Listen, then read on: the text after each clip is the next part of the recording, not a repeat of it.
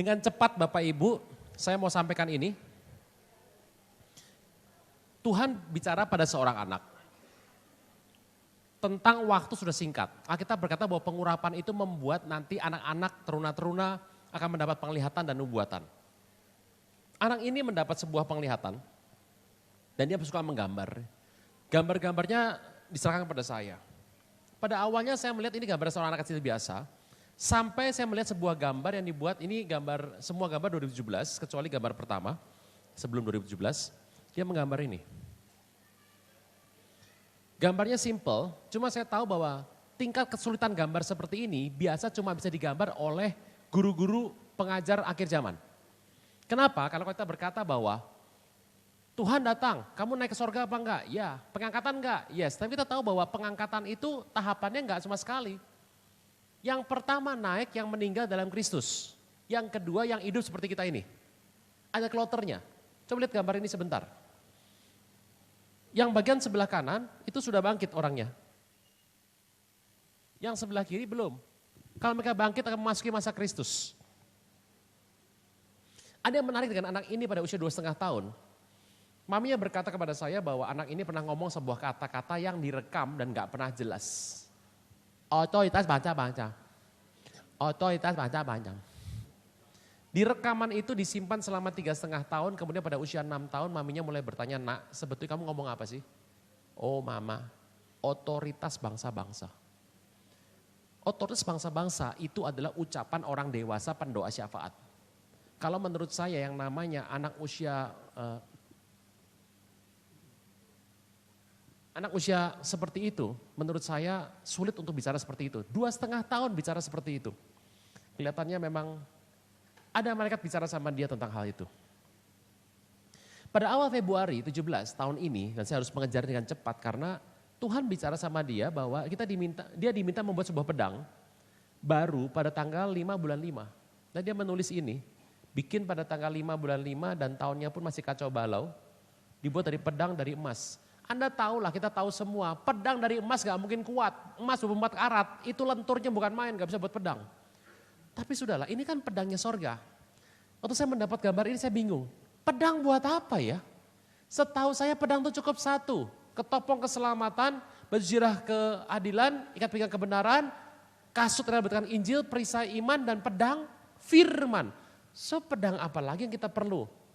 Tidak berapa lama, sekitar 18 Februari, anak ini pergi dengan orang tuanya dan tiba-tiba berkata kepada mamanya, Ma, ada naga besar sedang terbang, dia mencari temannya untuk merusak.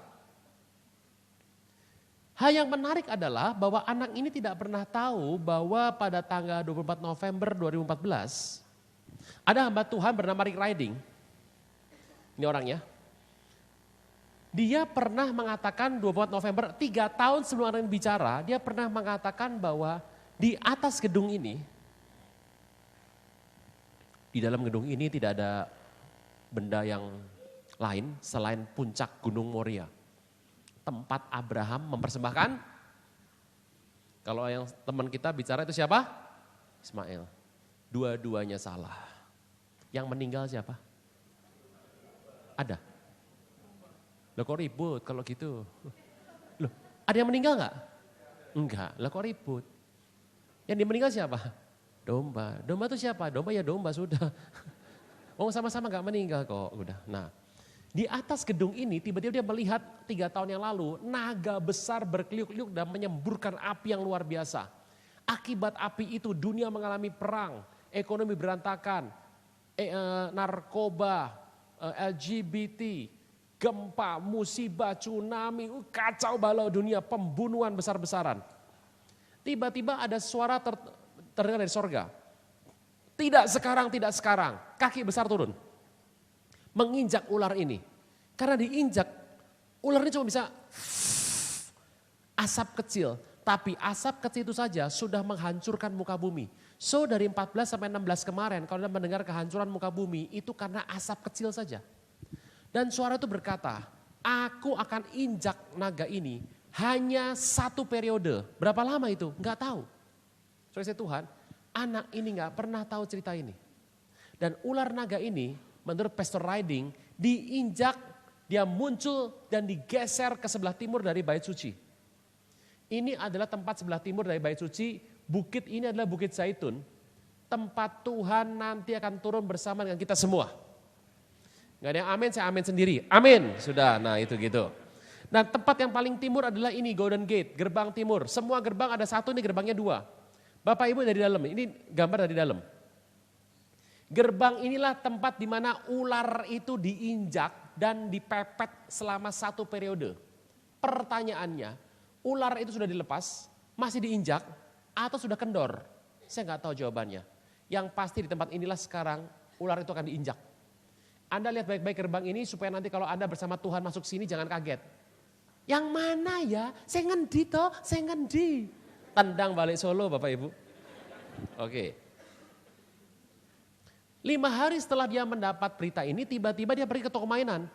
Dan di toko mainan tinggal ada pedang satu pedang dari plastik. Bapak Ibu tahu artinya tinggal satu? Sinyal Tuhan.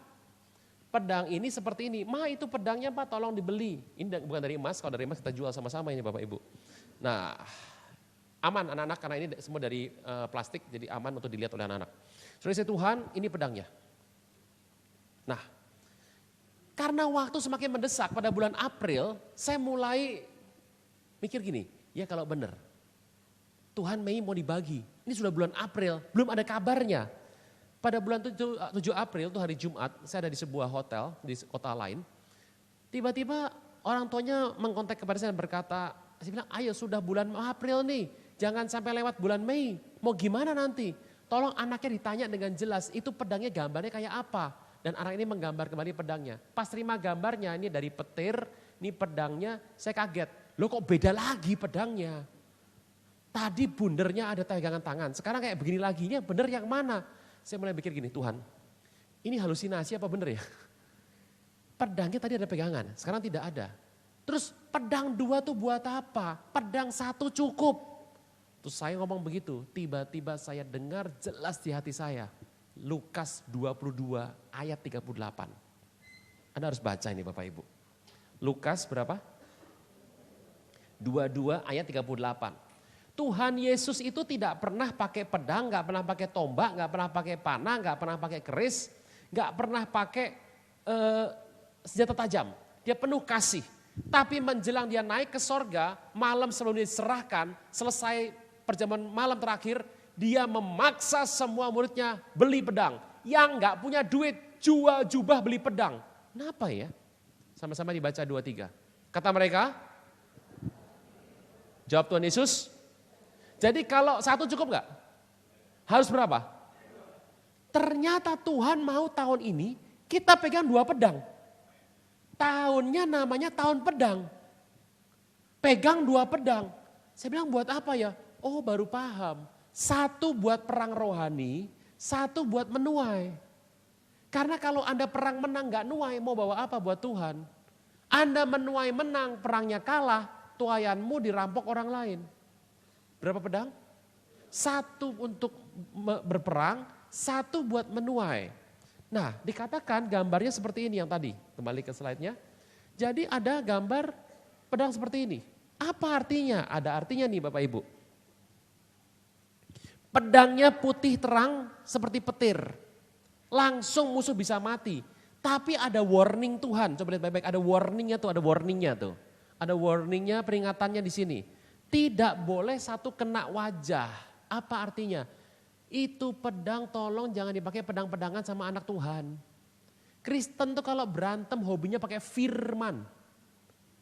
Mama tunduk pada suami. Papa kasih istri dulu dong. Saran saya 1, kalau Anda mau cekcok aja. Jangan pakai firman. Anda suka pedang-pedangan pakai firman, lama-lama pedangmu tumpul. Kalau pedang tumpul tuh kacau balau, Anda tusuk iblis, trek, dia cuma gini. Geli, tumpul kok. Yang nomor 2 tidak boleh kena wajah tuh apa sih? Tidak boleh mencuri kemuliaan. Dan Tuhan bilang nanti Tuhan kirim malaikat buat ngajar kita untuk perang. Saya tuh kadang-kadang mikir gini, ini gambar kayak cerita, tapi yang masuk akal antara aneh. Gambar berikutnya dikirim kepada saya. Pas saya lihat gambar ini, saya baru kaget. Ini Tuhan kali ini. Kenapa? Bapak Ibu, tahun ini bulan Februari saya pergi ikut seminar Pentakosta. Saya ikut seminar, bukan memberi seminar, ikut. Pembicaranya orang Surabaya.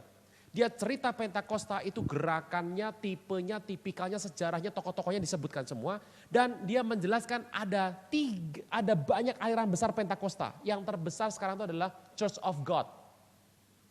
Itu kalau sekarang itu di Indonesia GBI.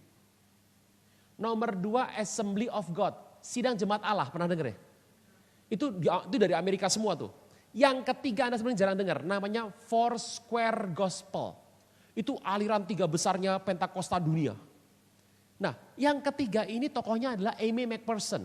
Perempuan yang abad 19 kalau bikin KKR itu mujizatnya ngeri luar biasa.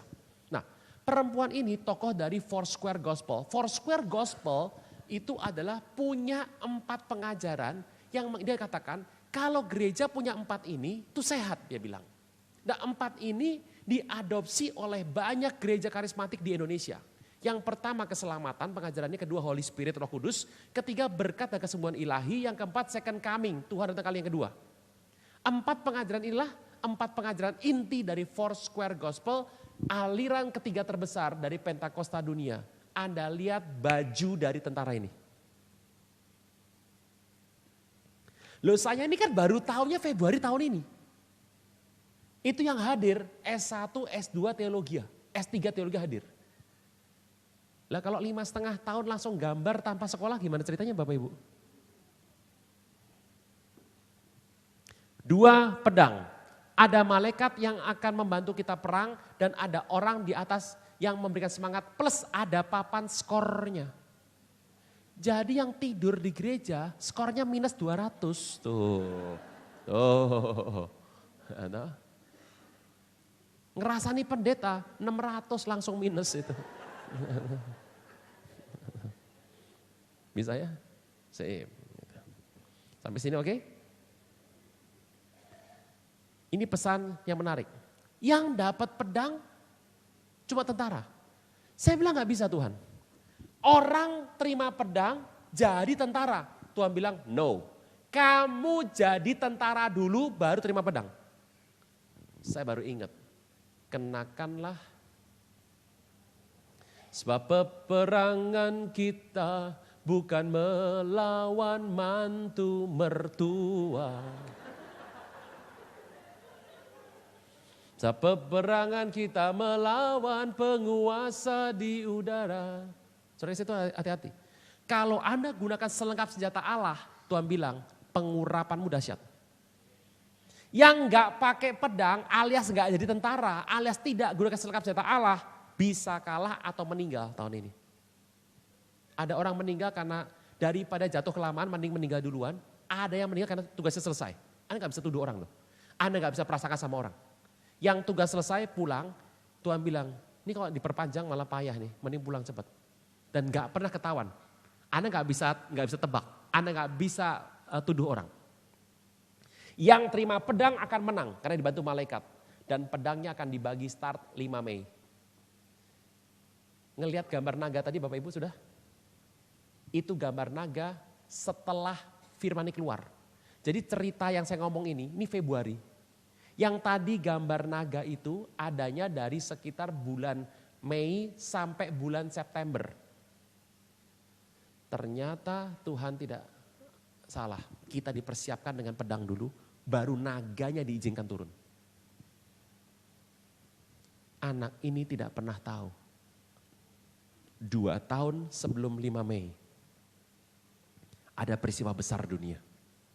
Masih ingat gak 5 Mei Indonesia ngalami apa? Indonesia. Lupa? 468 tahanan rutan Pekanbaru kabur. Masih ingat ya? Tanggalnya itu. Sinyal. Apa rasanya kalau Anda tinggal di daerah itu, tahanan kabur semua di daerah Anda, apa rasanya? Mencekam ya? Oke. Ada sinyal. Brrr, keluar semua. Ada yang dilepas. Brrr, keluar semua. Bapak Ibu, 5 Mei tanggal yang sangat penting. Kenapa? 2 tahun sebelum ada cerita ini, anak ini gak pernah ketemu sama orang ini. Rabbi Amram Vaknin. 5 Mei dia melihat sebuah gambar. 2015 dia mengatakan, Rabbi, Bapak Ibu tolong mengerti ya, kalau Anda ke Israel, ketemu lihat dulu kipah. Makin hitam warnanya, makin gelap warnanya, makin militan orangnya. Jangan pernah berfoto sama orang seperti ini. Selfie-selfie gitu janganlah. Nanti Anda punya rugi 2 kali. Pertama kamera dibanting, yang kedua pipimu ada garis merah 4.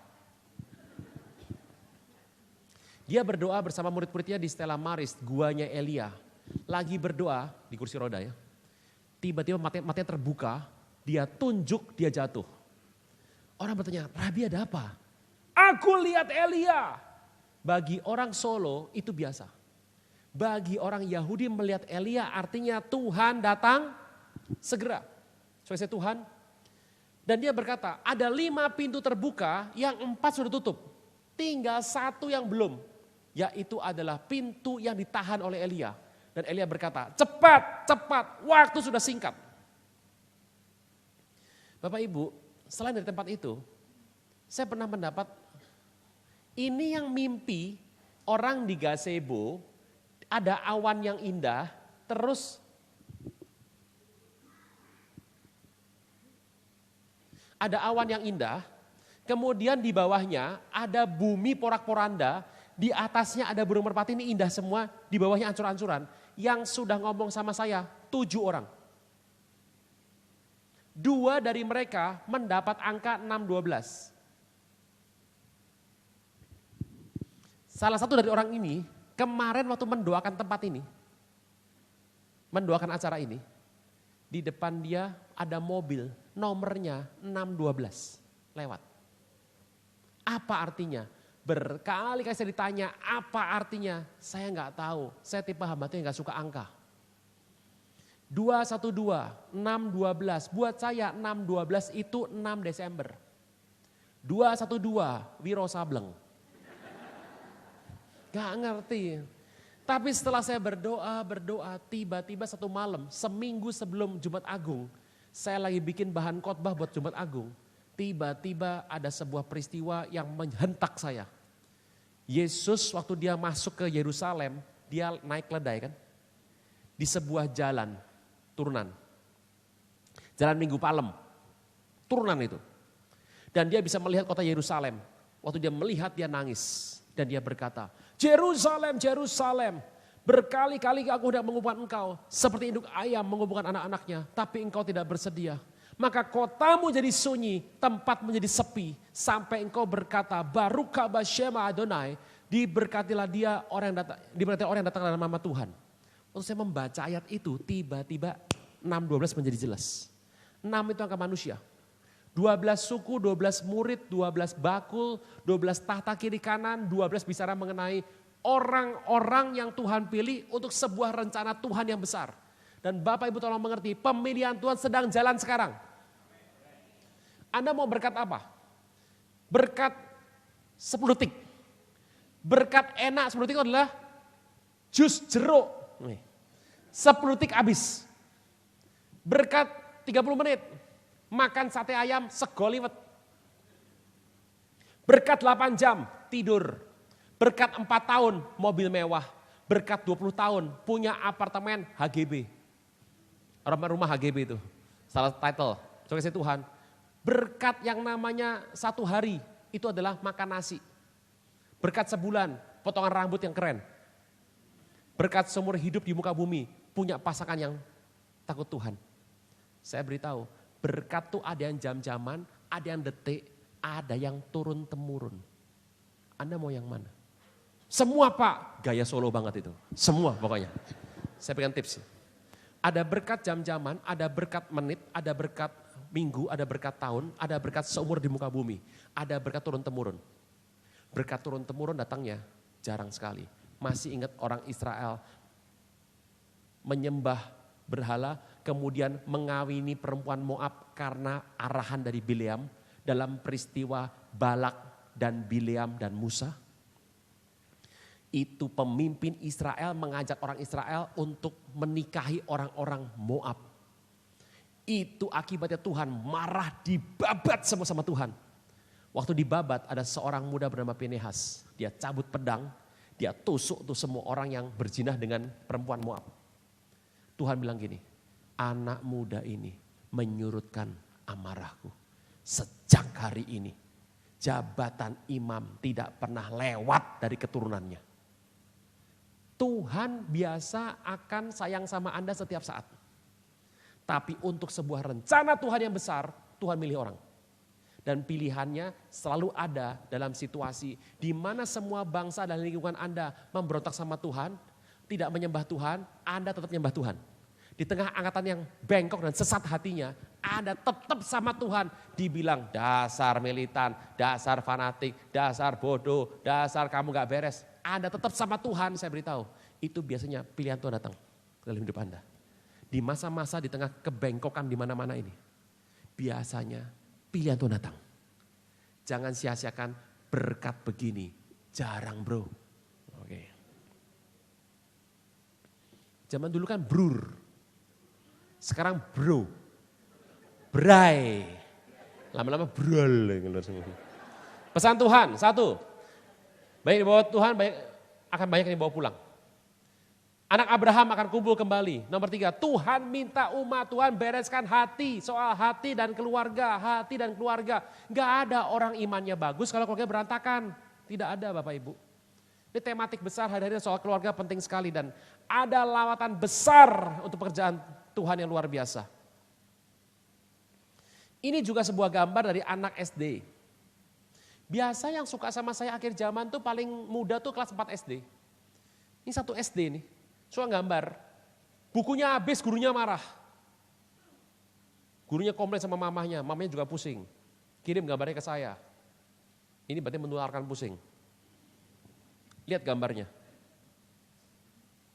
Tuhan bicara, saking cepatnya cuma titik-titik doang. Nih, memang begitu, mau gimana. Oke, berikutnya ya. Nih. Apa nih? Ayolah, anak kecil kalau gambar nomor 1 milihnya Matius. Gak ada yang Roma. Roma adalah 1 dari 3 kitab paling susah di PB. Ibrani, Roma, Wahyu. Roma kitab pertobatan. Apa nih? Yang tengah ya.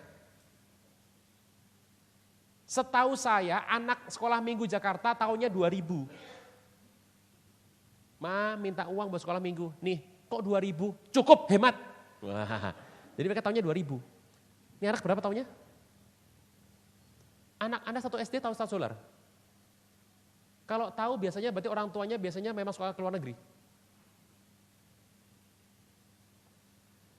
Kalau orang hidup sektor-sektor hidupnya, ini sektor hidupnya benar-benar, sektor hidupnya diukur dengan uang, dia akan kembali ke Illuminati. Segitiga Illuminati. Kalau sektor hidupnya diukur dengan uang, maka lama-lama dia masuk Illuminati.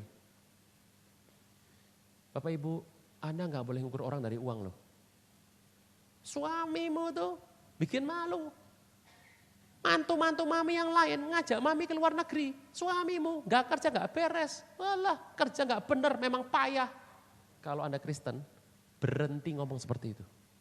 Kristen yang mengukur semua pakai uang, saya beritahu, gak panjang rohaninya. Gak panjang. Hati-hati. Manusia lebih unggul daripada uang. Kita gak boleh ngukur manusia dengan uang. Orang ini mau 100M atau hidup benar. Dia pusing ini. Ini pusing nih. Mau hidup benar atau CPM. Berapa ini? 100 berapa ini? Saya berdoa Anda semua akan punya 100M. Wah kurang cepat. Anda tahu 100M. 100M pakai uang 50 ribuan itu 2 truk. Anda ketiban pasti penghiburan. Ini orang milih uangnya sudah dibekel 100M. Ini hidup benar terkunci. Hidup benar terkunci akibatnya blank. Antara sedih sama senang gak jelas. Gak jelas sedih senang, blank hidupnya. Karena blank lama-lama Illuminati pasang chip, jebret chip. Ini bencana besar, Tuhan akan menyelamatkan hanya anak Tuhan saja. Ada yang mau diselamatkan Tuhan, ada yang tertinggal. Kristen mati, yang sudah meninggal, Kristen abal-abal, dan Kristen solo unity. Siapa yang boleh naik ke awan? Ini bukan pohon Natal, ini awan. Ini bukan rambut mertua Anda, ini adalah awan. Sekali pakai chip, tubuhnya penuh pentagram. Dan didampingi sama setan satu. Gak bakal lepas deh Bapak Ibu udah begini mah. Berasa gak Bapak Ibu, ini anak kalau gambar dari kanan baru ke kiri. Orang di mana-mana gambar tuh kiri dulu, ini buku kanan dulu baru kiri. Seperti Mandarin, Arab dan Ibrani. Kanan ke kiri. AMX Tuhan, AMX Tuhan. Pusing saya 3 hari, apa itu AMX Tuhan? Ternyata AMX itu ini. Perang. AMX Tuhan artinya perang Tuhan. Yang ini saya nggak mau bahas, ini sensitif, ada tanggalnya soalnya. Yang tadi sudah Naga Mencari Teman. Oke Bapak Ibu itu dulu. Dengan pertanyaan mungkin ada hal yang saya bisa bagikan lebih lanjut lagi. Mumpung saya bawa bahannya ada lengkap, jadi Bapak Ibu silakan yang mau tanya dikibarkan saja. Apakah anak laki-laki di Wahyu 12 adalah Elia? Maleakhi 4 ayat 5. Yang akan muncul sebelum Tuhan datang kedua kali. Jupiter lambang dari Elia. Kalau betul dia adalah isi meterai pertama, beruang kuda putih. Isi meterai kedua adalah antikris. Meterai kedua bukan antikris tapi adalah binatang merah padam yaitu peperangan. Isi meterai ketiga adalah Tuhan Yesus. Meterai ketiga isi adalah penunggang kuda warna hitam alias kris ekonomi. Isi meterai keempat adalah si ular tua, bukan. Meterai keempat isinya adalah kuda berwarna hijau pucat atau pale green horse. Itu bicara mengenai sampar atau wabah yang membuka jurang maut, dan isi jurang maut dalam mitologi dikenal sebagai Yajuj Majus. Kalau tidak salah adalah turunan antara anak Allah dan anak-anak manusia. Kejadian 6 ayat 2 dipenjarakan oleh Iskandar Agung. Waduh Bapak Ibu panjang sekali. Gini. Soal Iskandar Agung menjadi antikris, ini ceritanya kan ngalah ke sana. Naga mengejar anak laki-laki Jupiter, apa tanda kita akan mendapatkan goncangan? Kalau nggak salah, tuayan besar, goncangannya juga besar. Terima kasih Pak Runa. Saudara Tuhan begini, Bapak ini bertanya atau ibunya bertanya bahwa apakah betul anak laki-laki itu adalah Elia? Kalau Elianya pasti tidak.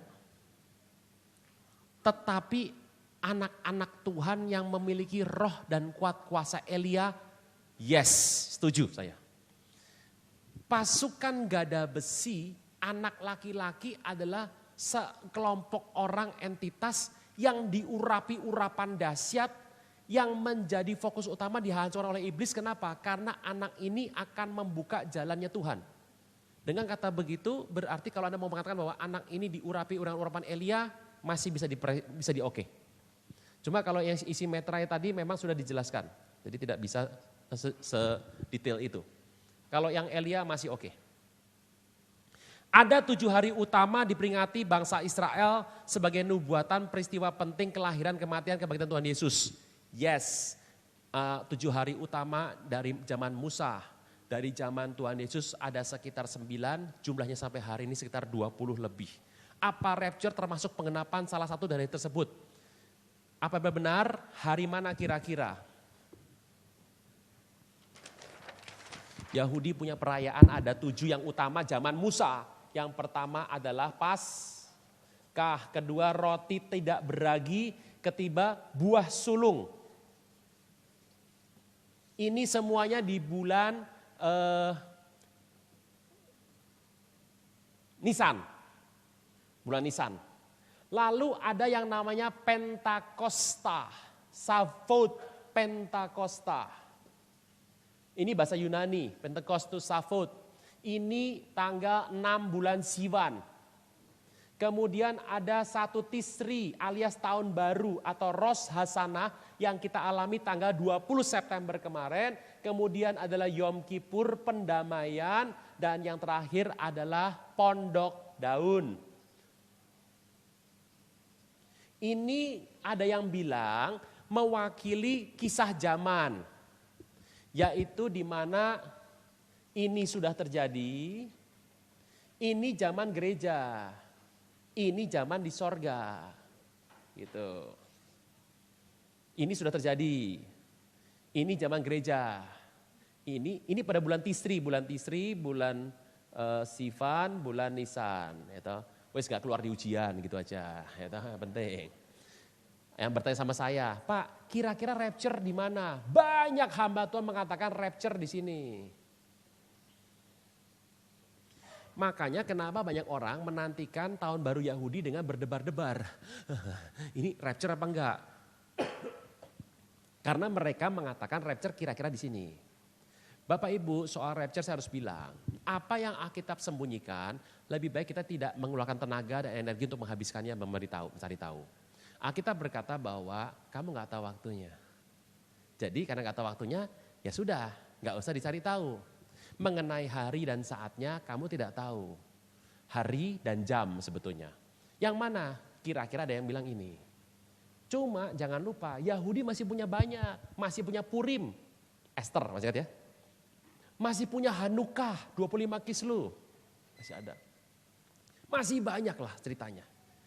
Gitu. Jadi kalau mau dibilang pastinya mana? Belum. Tapi banyak guru-guru Alkitab yang menunjuk ke sini.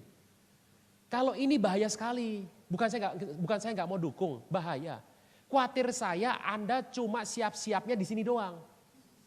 20, 21, 22 September. Wah, baju putih. Celana putih, sepatu putih, kaos kaki putih, topi putih, tokat putih, kacamata hitam. Wah, ini orang buta, gitu.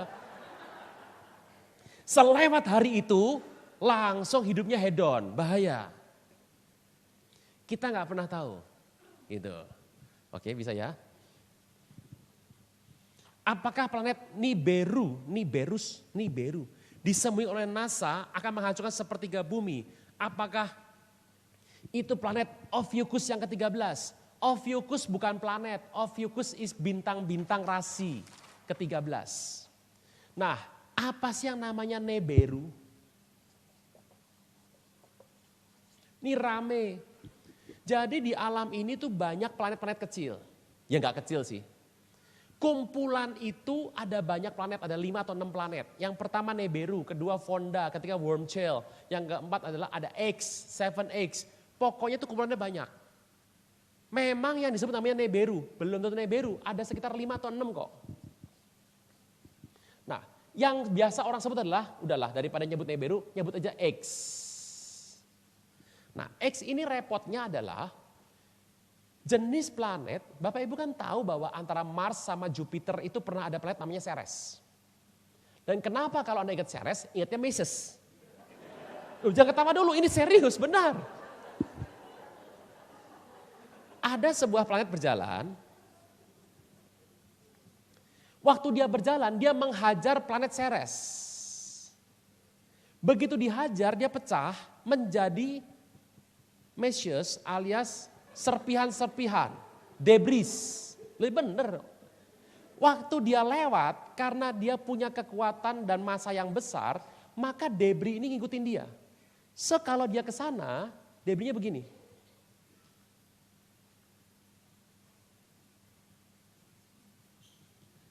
Bisa ya? Ini yang paling bahaya. Kenapa? Karena kalau dia nggak pernah menghajar planet lain, tidak pernah dalam sejarah selain ini. Kalau dia misalnya bumi di sini, dia lewat ke sana, lewat nggak nabrak. Tapi ini gimana nih? Ini kan sudah seperti ekornya menyeret Masih ingat kenapa naga yang gambaran orang Chinese itu mengejar bola api terus? Bola apinya dikejar. Yang bahaya gini, kalau dia ngejar, yang belakang ini kan, ini lewat.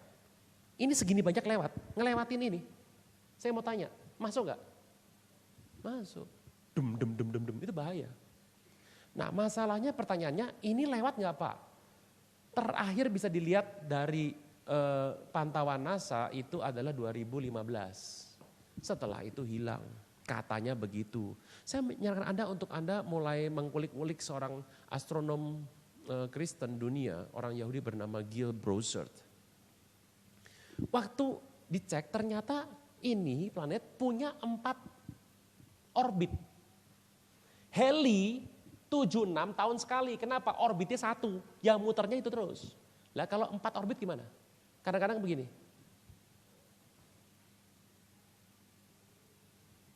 Nggak pernah tepat. Jadi nggak jelas tuh. Apa ini yang akan menghancurkan? Apa inilah gambar naga tadi? Naga is spirit.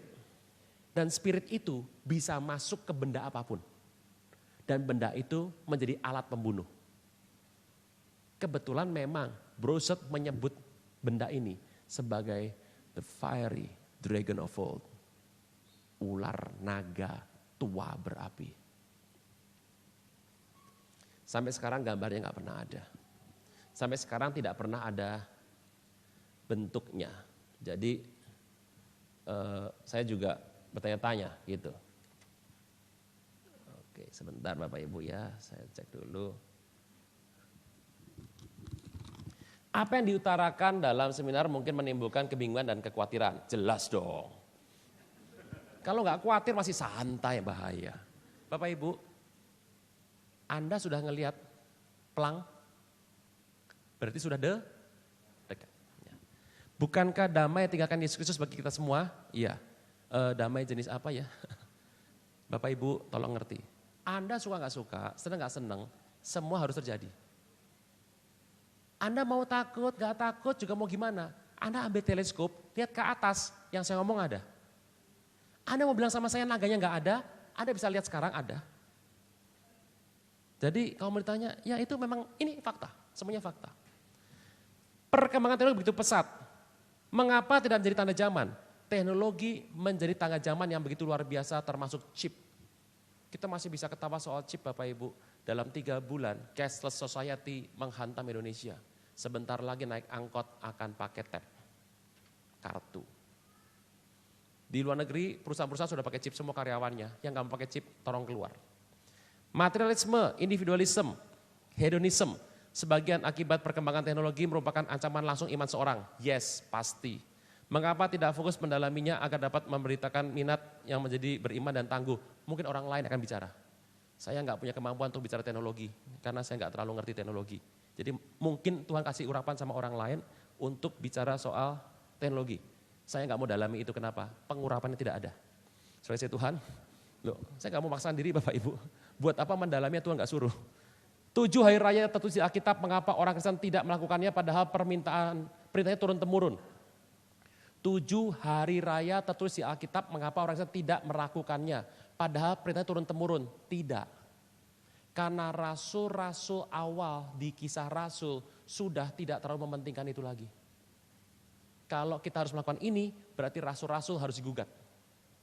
Itu digenapi semua dalam Yesus. Jadi contoh, Bapak Ibu tahu betapa hebatnya Sabat bagi orang Yahudi? Sampai hari ini, sebuah pertanyaan, kenapa Tuhan bangkitnya justru hari pertama bukan Sabat? Tuhan kerja Sabat. Kita beda. Kita membuka hari dengan hari pertama Tuhan baru kerja. Tidak bisa Bapak Ibu, karena kalau saya bilang kenapa ya? Ada perbedaan.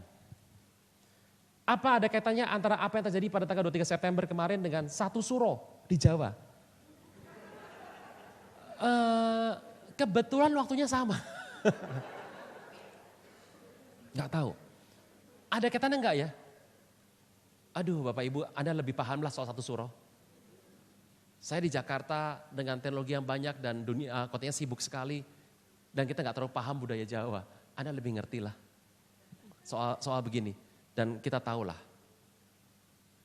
Tahun ini menjadi entah kenapa ya. Menjadi sebuah tahun pemanifestasian dan menjadi tahun semua penunjukan pekerjaan kuasa. Jadi unjuk giginya kuasa kegelapan karena apa sih? Dia tahu waktu sudah singkat. Paling enak itu nonton film silat seri ke-39 dan 40. Kenapa? Semua pemeran keluar. Paling seru. Jadi kalau nonton film silat 1, 39, 40 aja udah cukup. Nah ini termasuk, Bapak Ibu tahu lah model-model begini kan secara iman Kristen ada, ini peperangan rohani semua ini. Apakah ada kejadian setelah di Pedang tanggal 5, gambar anak tadi, apa masih ada sampai sekarang? Pemberian pedang masih jalan. Contohnya, Cerita pedang tadi saya cerita, itu jauh sebelum yang tadi gambar naga ada pedang semua. Ini sedikit ya tadi ya. Dan tadi ada gambar pedang nggak tadi Bapak Ibu? Yang ada ular naga ada pedang tuh loh. Itu gambar itu keluarnya setelah cerita soal anak terima pedang. Saya bukan tipe orang yang mau mengkaitkan. Anda tahulah tipe saya yang pengajar dan saya sekolahnya backgroundnya juga ekonomi. Saya nggak suka sama begini-begini. Tapi kali ini saya harus berkata, kalau di posisi saya sudah bicara begini, Anda harus mengerti artinya. Ini sinyal. Tuhan sertai. Kenapa bentuknya pedang bisa begitu ya? Gak tahu juga. Karena peperangan sedang jalan.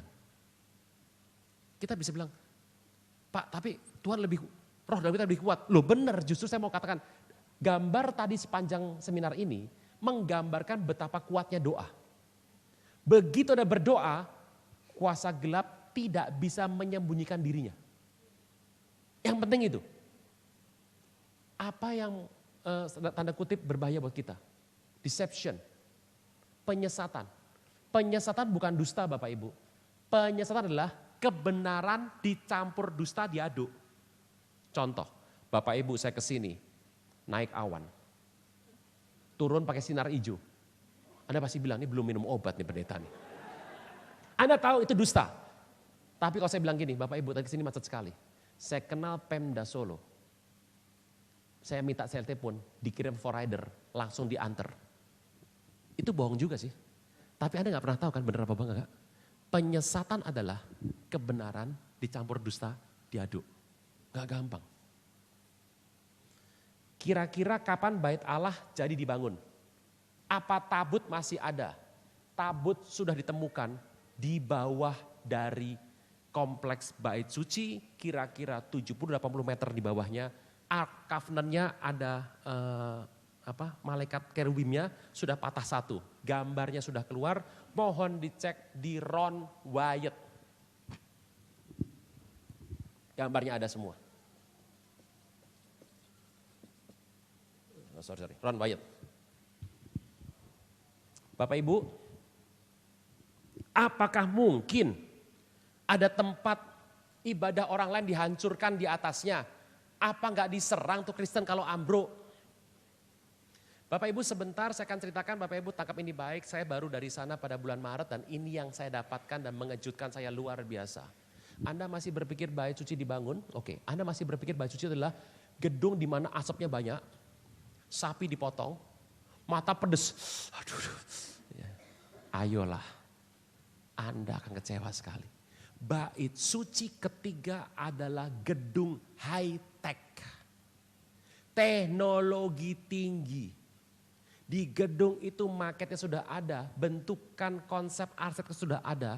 Bentuk rapatnya pakai dewan, pakai kursinya hijau lumut, itu bagus sekali kayak teater. Dari tempat ke tempat lain pakai LRT. Light Rapid Transportation. Lewat. Di bawahnya ada wahana-wahana di mana anak-anak bisa bermain-main, bisa bersukacita keluarga demi keluarga, menyembah Tuhan. Dan ada tempat penyembahan dan itu semuanya high-tech-nya luar biasa. Gedungnya very, very modern.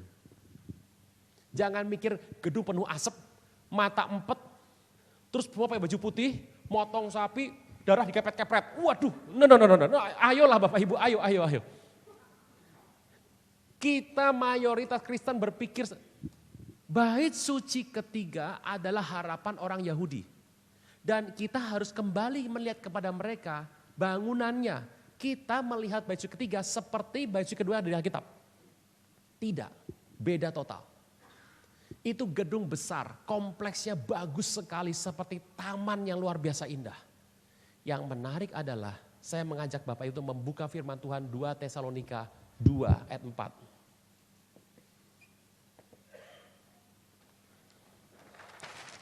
Bapak Ibu berharap bahwa kita punya bait suci yang besar sekali.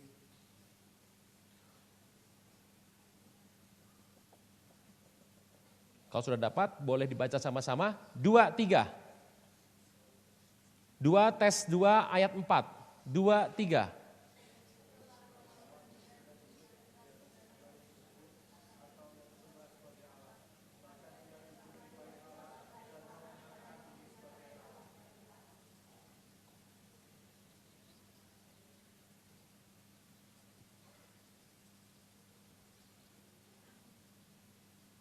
Ini yang kita harapkan.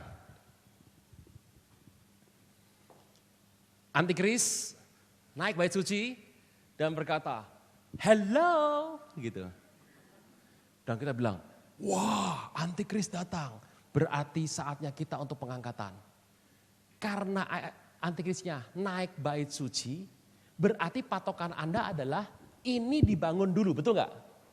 Setelah dibangun, dia muncul, nah siap-siapnya nanti aja Pak. Pas sudah dibangun, pas mau peresmian, baru siap-siap. Kan kita ini Kristen pintar semua nih. Ngapain siap-siap dari jauh? Ya toh, nanti kurang 2 hari, ya toh, baru siap-siap. Bapak Ibu, hari itu engkau sudah terlambat. Coba lihat bahasa aslinya.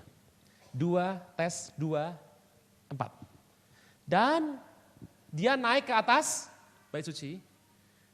Duduk disembah sebagai Allah. Kata bersama saya, bait. Kata bait itu sebetulnya ditulis dengan 2 kata dalam bahasa Yunani. Yang pertama adalah ini.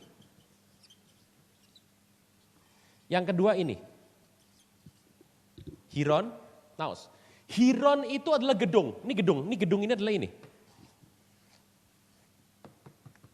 Naos adalah bait dalam bentuk tubuh.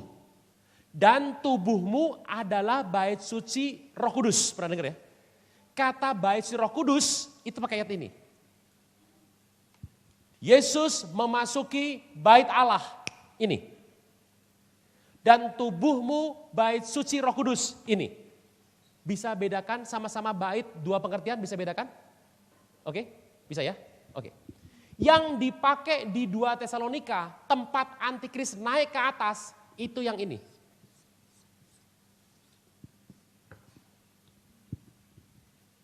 Jadi kalau Anda masih berpikir, dibangun dulu bait suci ketiga, setelah jadi, Anda siap-siap tuh. Wah, kudus begitu. Hello, Anda naik. Anda terlambat. Karena ini dibangunnya nanti. Dia sudah ada jauh sebelum ini dibangun. Cuma dia belum menampakkan dirinya. Saya mau tanya, sekarang udah ada belum? Sudah ada. Imamnya ini sudah ada kok. Namanya Baruk Kahane. Ditahbiskan 2016, sudah ada. Tapi ini belum ada. Jangan fokus ke sini. Karena ini, itu yang ini. Dan itu bukan 2 tes 2 ayat 4. Ini, itu ini. Jadi antikris mau bilang. Dan antikris naik ke atas tubuh orang Kristen. Dia pengen disembah sebagai Allah. Waktu saya baca lemes loh Bapak Ibu. Berarti kan waktu dia menampakkan dirinya, dia sudah yakin sekali bahwa dia itu sudah bisa mempengaruhi banyak orang Kristen dengan cara pandang dia. Lihat keluar sana sebentar, Anda cek berapa banyak Kristen yang hidupnya searah dengan cara pandang antikris. Gak banyak loh Bapak Ibu yang sama kita searah. Masih lihat Kristen yang hidupnya abal-abal? Masih banyak? Ya. Bait Allah Salomo apa sudah dibangun kembali? Apa hubungan sama akhir zaman? Bait Allah Salomo tidak pernah akan dibangun. Karena yang dibangun nanti bukan bait Allah Salomo. Bait Allah Salomo sudah hancur. Bait Allah Nehemia yang diperintahi Herodes sudah hancur. Yang adalah bait Allah yang ketiga. Namanya bukan bait Allah Salomo. Ini. Mengejutkan sebenarnya Bapak Ibu. Setelah tanda langit 23 September, tanda apa lagi yang bakal muncul? Waduh. Buka mata, buka telinga. Dari 23 September sampai 10 September tahun depan, kita akan berkelimpahan tanda langit. Akan berkelimpahan tanda langit. Bagaimana kita orang Kristen, apa yang harus dikerjakan? Kerjakan sedapat mungkin, secepat mungkin apa yang jadi tugas Anda. Nginjil dengan cepat. Tante, istri saya sakit. Bukan orang Kristen, tidak percaya Yesus. Waduh, pokoknya setengah ampun-ampunan. Satu hari kena gula, kakinya harus dikerok. Sakitnya luar biasa. Karena nggak ada yang mau menampung, karena dia tidak punya anak, dia tinggal sama mertua saya. Istri saya datang ke sana tanpa babi bu, tanpa persiapan, datang langsung tembak. Mau terima Yesus apa enggak? Orang paling gampang tobat yang sakit. Saya bilang, banyak persiapan ngatur kata-kata, gak kelar-kelar saya bilang. Langsung datangi tuding, mau terima Yesus atau tidak. Dengan cepat air mata keluar, menyesal dan bertobat. Cepat aja lah Bapak Ibu sudah pokoknya. Bagaimana sama chip 66 yang sekarang sudah dipasang di mana-mana. Bapak Ibu, Alkitab tidak pernah bilang bahwa chip itu dipaksa. Tidak pernah ada pemaksaan di chip. Barang siapa menerima, artinya apa? Anda dengan rela menerima. Contoh, Anda pakai itol sama gak pakai itol, itu gak dipaksa loh. 8 gardu, 7 pakai itol. Mau gak pakai, boleh. Ngantri yang manual, 2 km. Jadi Alkitab bilang, chip pakai saja, asal jangan masuk dalam tubuh. Anda sudah pakai chip semua Bapak Ibu. Kartu kredit, ATM, masuk kantor, gitu. Semuanya belanja gimana belanja? Semua sudah pakai, yang terbaru Alibaba nanti, Anda pakai chip. Begitu Anda ambil barang di supermarket, account Anda di bank berkurang. Anda balikin lagi, nambah lagi. Gak perlu kasir, langsung masuk pintu, keluar pintu, langsung berubah sendiri. Lagi berjalan sekarang, Alibaba. Hati-hati sama chip yang seperti ini. Saya berikan sebentar gambar-gambar chipnya Bapak Ibu, supaya ini yang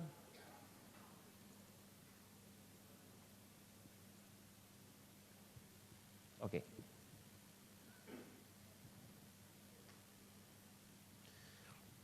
Itu yang putih itu adalah tablet placebo saja tepung, dikasih chip.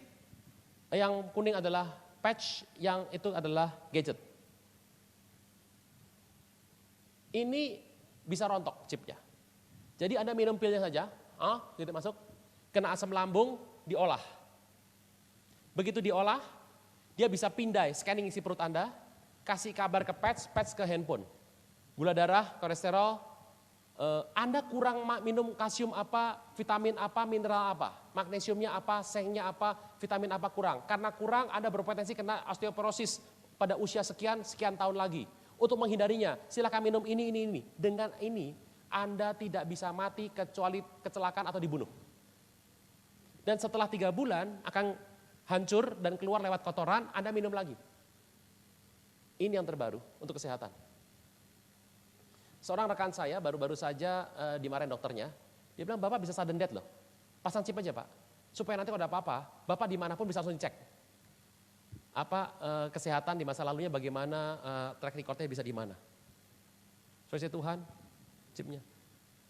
Kalau gitu aman dong Pak, habis minum keluar lagi aman Pak. Iya pasti minum, rapture datang. Benar. Itu chipnya.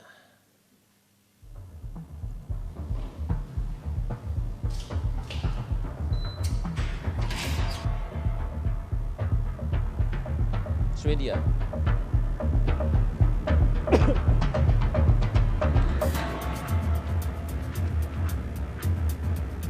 So the biggest benefit, I think, is convenience. It basically simplifies your life. And that's why I think people find it interesting, because you don't have to have keys, you don't have to use tags or anything else for using printers. You can do airline fares with it. You can also go to your local gym, etc.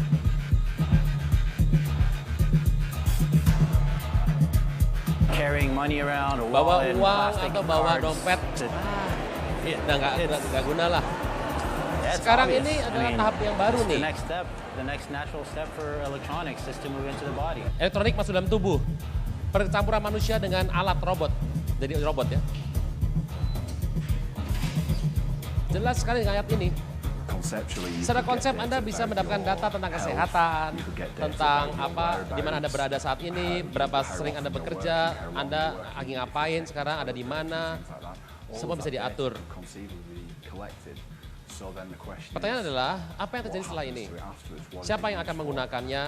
Who is going to be using it? Who is going to be seeing it?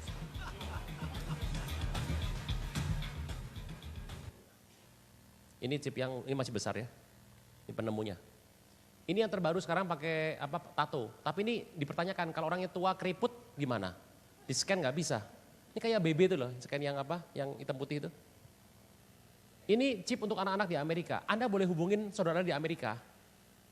Saya udah dengar banyak orang berkata, nggak ada apa-apa di sini, nggak ada tuh, saya nggak dengar tuh. Saya juga aneh ya, orang Amerika nggak dengar, Indonesia malah dengar. Banyak teman saya di Amerika bilang, gue nggak dengar tuh kayak seperti ini. Waduh, ini ada di Amerika Tengah dan pada tahun 2013 semua anak kecil dipakai. Kalau nggak pakai nggak bisa terima asuransi. Nggak punya asuransi di Solo aman, di Amerika, wah nggak bisa saudara. Anda bisa bayangkan, lihat ini. Ini dipasangnya di lapangan gereja loh. Karena ketidaktahuan. Lihat ini, siapa donaturnya? Free. Siapa ini? Freemason.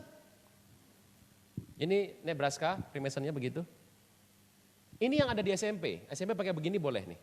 Nah kemudian ada lagi yang, kalau nggak mau pakai itu ya pakai yang seperti ini. Ini masih di luar tubuh semua nih. Kenapa anak zaman sekarang suka sekali menggunakan apa? Gelang gitu ya. Ini Alibaba yang buat. Jadi kalau Anda ditit gitu, dibegal, dicabut, patah, hilang datanya aman. Tuh chipnya sekarang seperti ini. Kecil, makin kecil. Ini bisa simpan di kancing, bisa simpan di mana-mana. Paspor sudah pasti. Ini sekarang di charge-nya pakai handphone. Ini chipnya. Lihat bentuknya. Ini kalau Anda lihat ke sini, ke sana, itu kan ada gini. Ini huruf FAF 6. Anda pernah melihat ini enggak? Monster drink. 666 ini huruf 6 Yahudi. Anda pernah tahu ini? Wow, WWW 666. Anda nggak bisa lari Bapak Ibu. Nggak bisa lari. Oke, pasang lagi. Kecil chipnya sekarang, udah seujung jari tuh. Tuh, kecil. Makin kecil. Ini yang paling stabil. Karakma. Barang siapa menerima tanda itu karakma, artinya punch atau injek. Jadi cara masuk pakai injek. Ini anjing semua sudah, binatang peliharaan sudah semua pakai ini. Ini di Singapura udah banyak Bapak Ibu, Indonesia udah masuk. Jakarta udah banyak sekali nih. Pemusik-pemusik go internasional semuanya pakai. Dengan cepat gak ada penolakan loh. Anda bilang orang akan nolak gitu, mana yang nolak gak ada. Dulu cerewetnya banyak, sekarang sudah gak nolak. Di sini boleh, di sini boleh, di lengan boleh. Ini buat binatang ya ini, buat cattle. Segede. Jatuh ke bawah hilang loh. Sama jerawat Anda gedean jerawat Anda Bapak Ibu. Ini untuk yang di rambut. Kelak dipergunakan untuk yang di otak. Belum jadi yang di otak. Itu yang Senchip ini desainernya orang Indonesia. Di Silicon Valley. Mamanya sudah ketemu sama saya. Stres abis mamanya. Anaknya bilang, mama jangan percaya pendeta, ini teknologi maju mama. Jerawat Anda ayo adu sama ini. Nyamuk bionik. Dia bisa terasir, Anda sudah pakai belum? Tidak mungkin masuk Solo. Kita pakai prepetan. Duar. Kalau saya duar meledak. Nah, itu. Nah, itu yang itu. Tenang, nggak akan masuk Indonesia. Prepetan pakai di rumah. Jangan pakai yang asap. Udah pakai prepetan aja. Data Anda diambil semua, masukin sini. Dikirim ke sini, Brussels. Ditaruh di tempat yang ini, yang kotak ini. Nih, yang bundar ini. Ini kayak salib dipatahkan. Ini gedungnya, Bella Monster. Gambarnya pelacur besar. Ini kan gedung Uni Eropa zaman dulu ya. Semuanya masuk ke sini. Lihat. BEAST. BEAST. Sedunia bisa masuk Pak? Bisa. Satu chip itu 5 GB kok. Lengkap masuk semua datanya. Oke. Apa benar naga yang menyeret bintang benar muncul 5 Oktober dengan konstelasi Draco? Bukan 5 dong, 13 Oktober dong rencananya. Draco ini adalah salah satu juga rasi bintang berbentuk naga. Apakah gini, masalah gini, rasi bintang itu kan di situ terus kan? Kalau ada yang bisa jalan pasti bukan rasi bintang, spiritnya. Kemungkinan dia melewati Draco. So Yohanes melihat itu Draco. Mungkin bisa juga 13 Oktober kelihatannya. Kita lihat aja Bapak Ibu, kan ini Oktober deket tuh. Masih bulan depan, udah tunggu aja gak apa-apa. Ini goncangan di mana-mana. Anda tadi lihat foto-foto naga tadi? Setiap ada pemunculan gambar naga, tidak berapa lama tempat itu kena bencana. Yang tidak kena itu cuma Indonesia. Saya kasih gambarnya Bapak Ibu ya. Ini di Skotlandia nih. Satu kota ditutupi sama awan naga semua.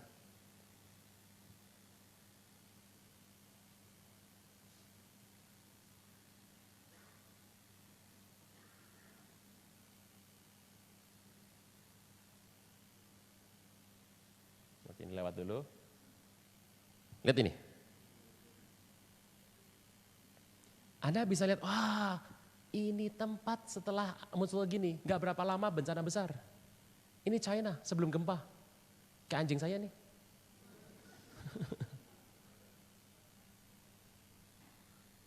Mau bilang manuk dadali. Selalu ada spiritnya. Saya mau bertanya kalau pada saat kita bekerja, kemudian kita dipakai chip. Chip itu gak pernah dipaksa. Anda kalau gak mau pakai, Anda gak bisa kerja, suruh keluar. Kalau menurut saya keluar aja lah Bapak Ibu. Karena anak Tuhan mah pasti kerja. Nanti banyak pilihan, kalau gak dapat kerja, hubungi teman-teman di sini. Masa gak mau kasih kerjaan sama dia, kesian banget dia pakai chip. Kristen sudah mulai lupa saling tolong menolong. Tapi jangan dimanfaatkan. Pada masa sekarang, sudah meterai keberapa?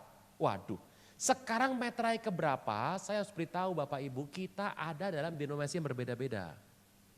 Ada yang percaya sekarang meterai sudah dibuka. Ada yang percaya belum dibuka sama sekali. Ada yang percaya meterai sudah lewat, sekarang sudah sangkakala. Ada yang percaya sekarang cawan. Saran saya aneh, rapture-nya 1 kali bisa banyak pendapat, bener gak? Saran saya 1, baca Alkitab teliti saja, bandingkan dengan data yang ada. Nanti ketahuan, kita di meterai berapa?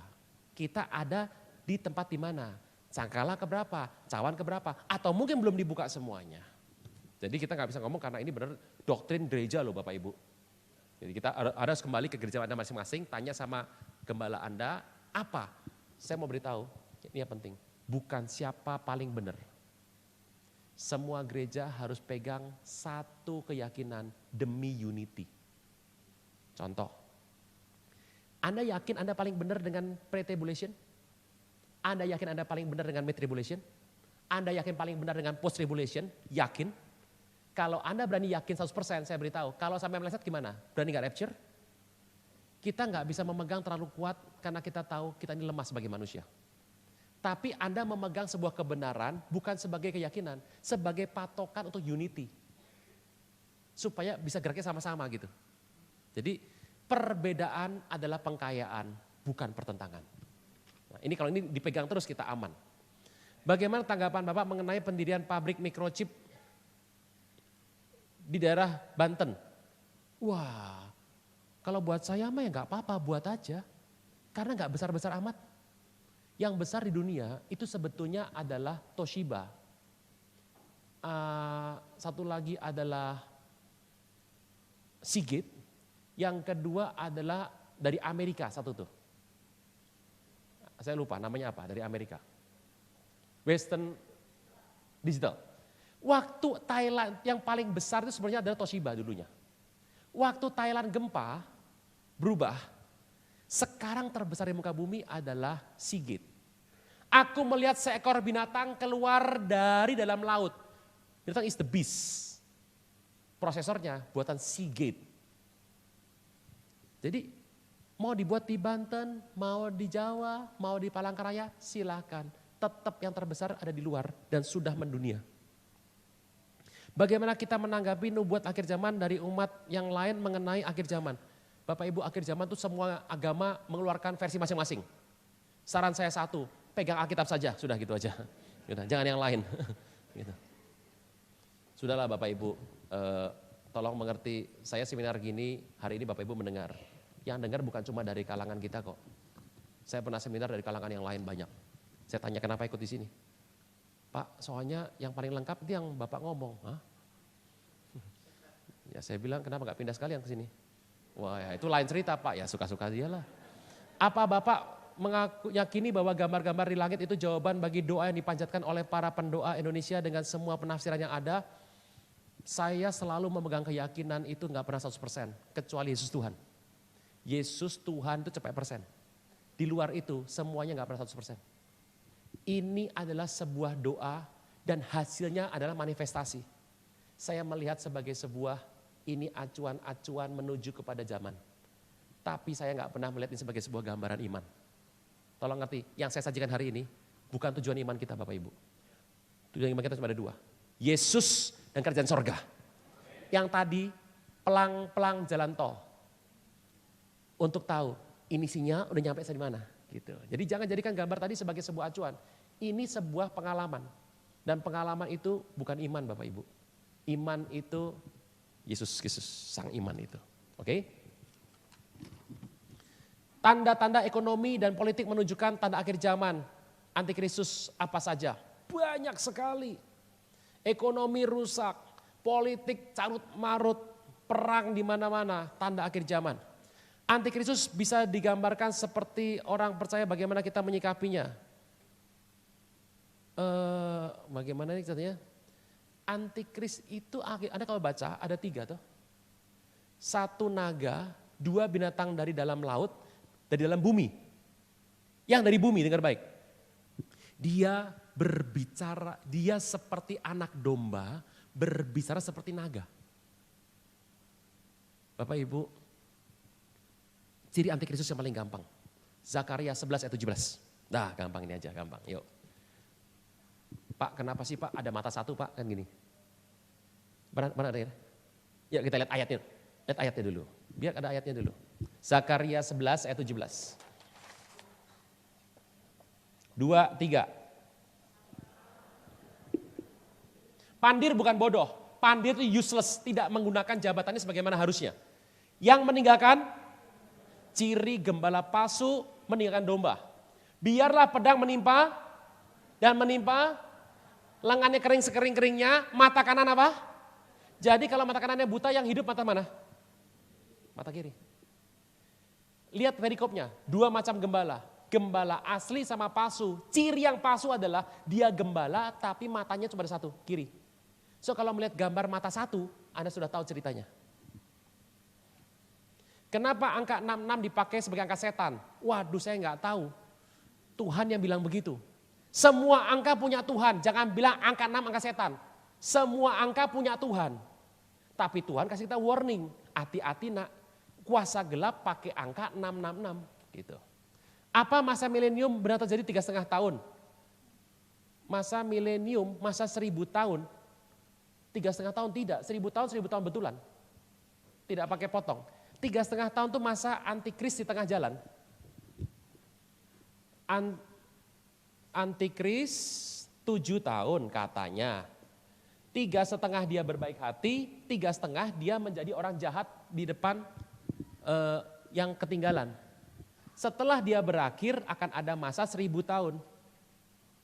Lokasinya di mana? Di bumi. Berbeda lagi. Bagaimana kita menyampaikan tentang tanda akhir zaman kepada anak-anak muda. Tanpa disadari anak muda zaman sekarang masa bodoh. Ya dikasih tahu. Kalau nolak kasih tahu lagi. Lah gimana? Gak ada cara lain. Dipaksa dipukul KDRT gitu. Diomelin ngelawan. Dia dikasih tahu. Gak ada cara terbaik selain doa. Bapak Ibu saran saya sebagai orang tua. Tiap hari tumpang tangan sama anak. Ini tablet narkoba lagi banyak. Program buruk lagi banyak, tumpang tangan tiap hari. Supaya ada perlindungan Tuhan. Saran saya kalau boleh, tiap hari.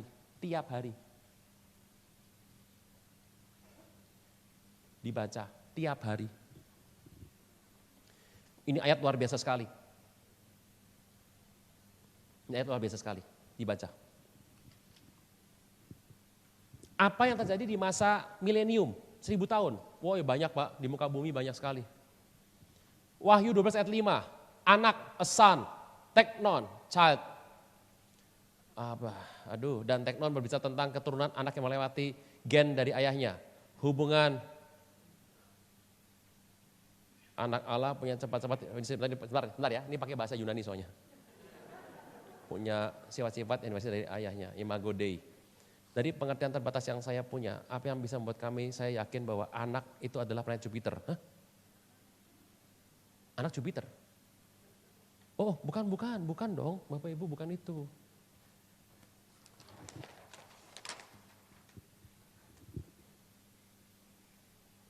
Saya punya kebiasaan.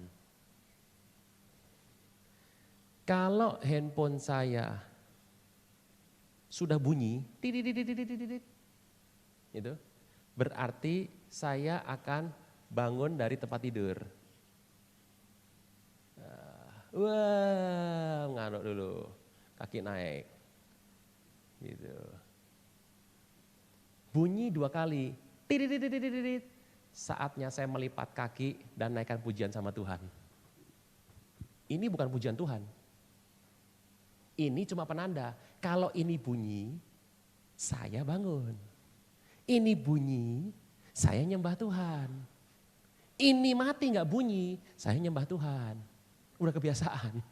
Nah, di langit ada Jupiter lewat. Langit.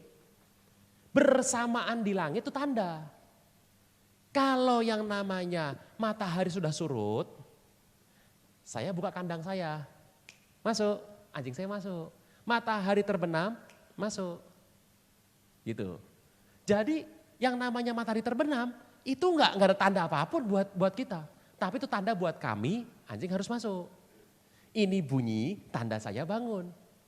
Jupiter lewat, itu lewat aja gitu.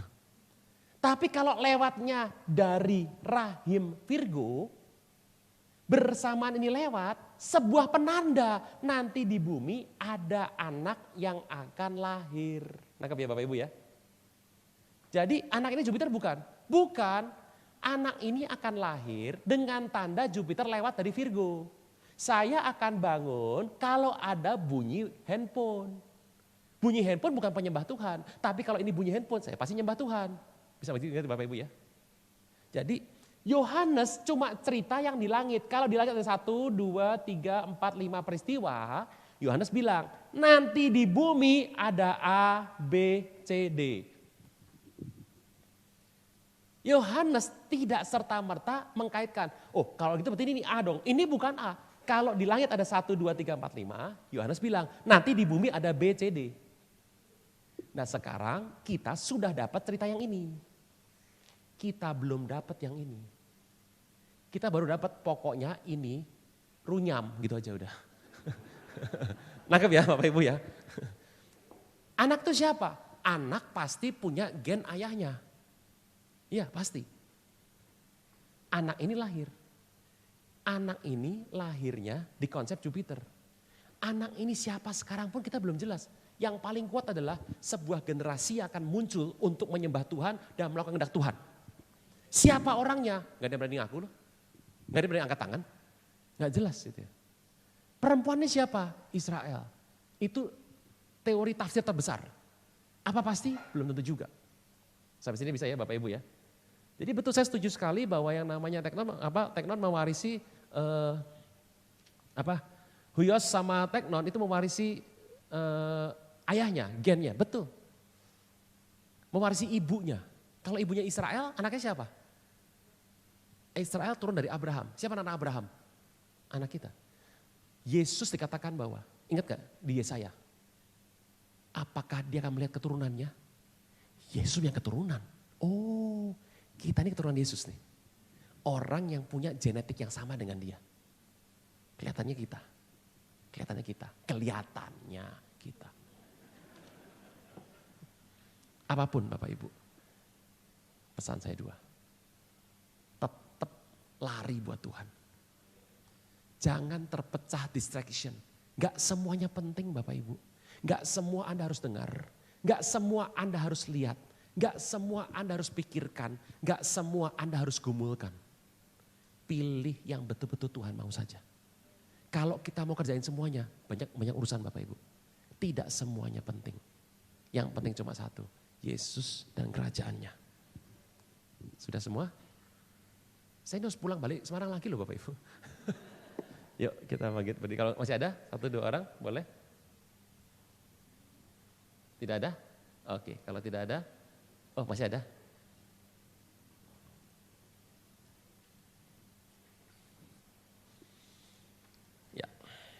Di YouTube pernah ada seperti suara trompet di beberapa negara. Oke, trompet di beberapa negara di YouTube itu namanya humming.